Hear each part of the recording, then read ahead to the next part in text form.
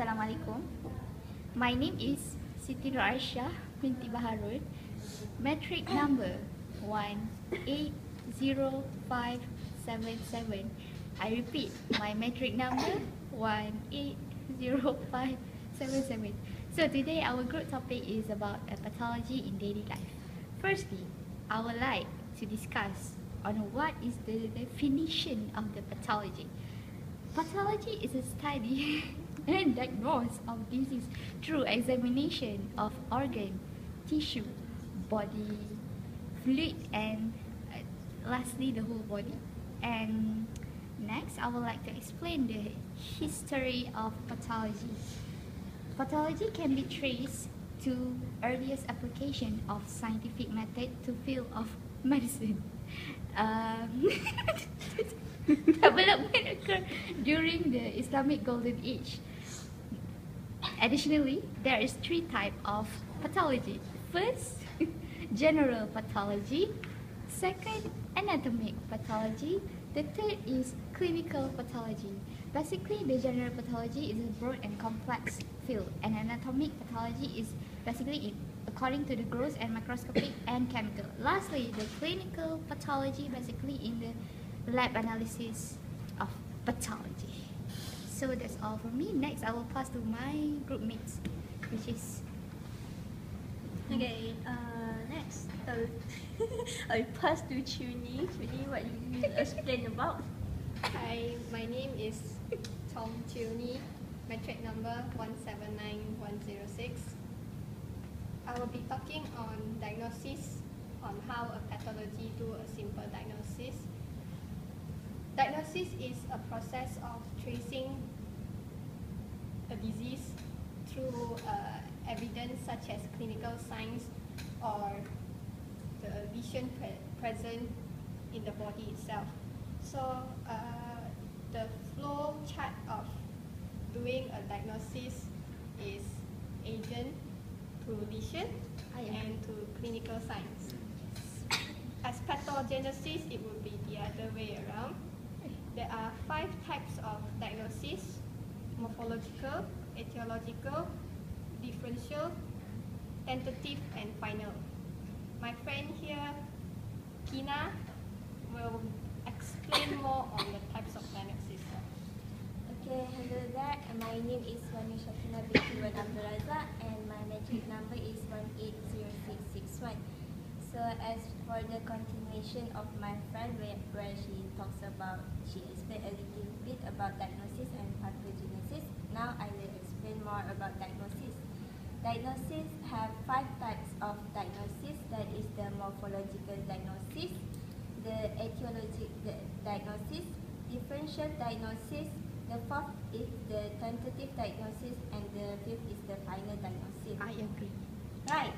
So the morphological diagnosis is more based on the structural changes in the structure of the cell and the structure of the organs like pneumonia or enteritis or even edema. Then the etiological diagnosis is based on the agents that transmit the disease such as salmonellosis, anthrax, FMD, and Newcastle disease.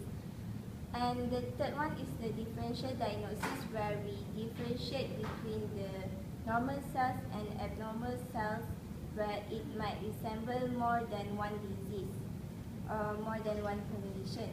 Like for example, in pulmonary congestion, it has the IV and the ND. And for the mass of it is like tumor, cyst, and even abscess. Next, the 4th one is the tentative diagnosis, where it is current and may changes through the period of time. And lastly is the final diagnosis.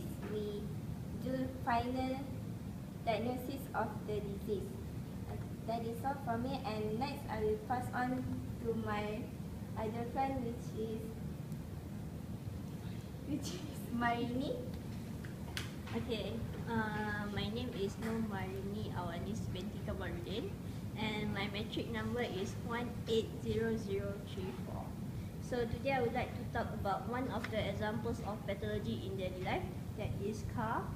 So the definition of scar is a mark left on the skin or within the body tissue where an injury or lesion has not healed completely. This is a natural process and a part of the process that where the wound is healing and is a result of production of a tissue that is to some extent is structurally and functionally different from the normal skins. Under microscope, scar tissue is composed of fibrous tissue and collagen, deposits where the scar structure is thicker and denser than the surrounding normal skin tissue. So scar is basically caused by what? Accident. Injury. True. Scar is usually caused by accidents such as during cooking, through burning of hot water or cutting of skin or even surgery. There are many types of scar where it composed of the same collagen as the tissue, but it has been replaced. But the composition of the scar tissue compared to normal tissue is different, where the scar differs in the amounts of collagen overpressed. The types of scar is hypertrophic and keloid scarring. Other than that is atrophic and stretch mark. I will explain more about stretch mark. It is technically colored striae. There are also forms of scarring where caused by skin is stretched rapidly, for instance during pregnancy.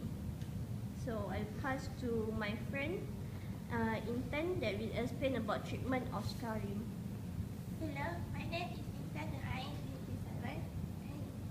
and the medic number is 179070. And the treatment for the scar, as the Marini said, has many types, which is first dermabrasion, which is involves the removal of surface of the skin with special equipment and usually involve a local anesthetic. Second, steroids, which is helps flatten and soften the appearance of scar. Third, surgery, which is combining with laser injection healing. Fourth, cosmetic, which is a medical makeup, can temporarily conceal scars, and this is most commonly used for facial scars. And lastly is dressings, which is use silicone scar treatments, which used in preventing scar formation and improving existing scar appearance. Besides that, pressure dressing can also be used. And I will pass to Sati. Hi, my name is Tengku Syariza Izzati binti Tengku Syaiful Bahrain. My metric number is 177162. So by referring to as what my friends have been talking about just now, which is about scar and the treatment, I will extend a bit more, which is dermapathology. Dermapathology is just another job scope for pathologists, which is the combination between pathology and dermatology. Pathology is the study of disease. Pathology is the study of suffering and disease. And then while dermatology is the study of skin, hair, and nails. This is a specialized job scope for skin pathology, which is the dermatopathologists need to diagnosing any skin problem, which is including skin melanoma, other skin disease, disorder, immunology, infection, and pediatric disease suspected by dermatologists. So that means that the dermatopathologists work together with dermatologists. That's all from me. I will pass to Chin Wei. Hi, good evening. So I'm Chin Wei, matrix number 176422. So after all the info that my group members brought to you, I would like to talk about some of the differences between pathology among medical doctors and veterinary doctors. So basically, as we know, pathology, we need to collect samples from our patient all the time. But for medical doctors, it's easy for them because their patient is human. You just need to request what type of samples that you need from them, and normally the patient will provide you. But however, for veterinary doctors, it's very hard for us to collect samples from all of our patients because different type of animals have different type of way to collect the samples. Of course, especially those that when we need to collect samples such as mucous membrane from the mouth, so it's very hard for us to get it from an animal. And other than that, another differences is, as we know, medical doctors, they can be differentiated into dentistry, they can be even pharmacists or even pathologists. But for veterinarian, we are the doctors, and we are also the pharmacists, we are also the radiologists, we are also the pathologists. We need to know everything other than, we basically need to know everything in our field about animals and also different field in this course. So other than that, I would like to let my members, Mazato Hanis, to continue about the topics. Hi, my name is Mazato Hanis Zahia Yusuf, matrix number 180061. 180061. For my part, I'll be talking about forensics pathology. So now it's forensic pathology is a form of pathology in the forensics department. Usually, forensics is basically police work, and they will have their own department for pathology to diagnose what happened to the victims of whatever case they might have, and they will determine whether or not the corpses have been involved in homicide, suicide, or even just an accidental death, or in some cases they will have no explanation of death or an undecided decision of death. And then basically they'll take samples and they'll examine the lesions on the corpse to trace back what are the possibilities, or where it's quite amazing actually, what they can even trace back where or when the victim actually died at the time of murder or suicide, if they were placed somewhere else when their body was found. So pathology is really important in this sector in order to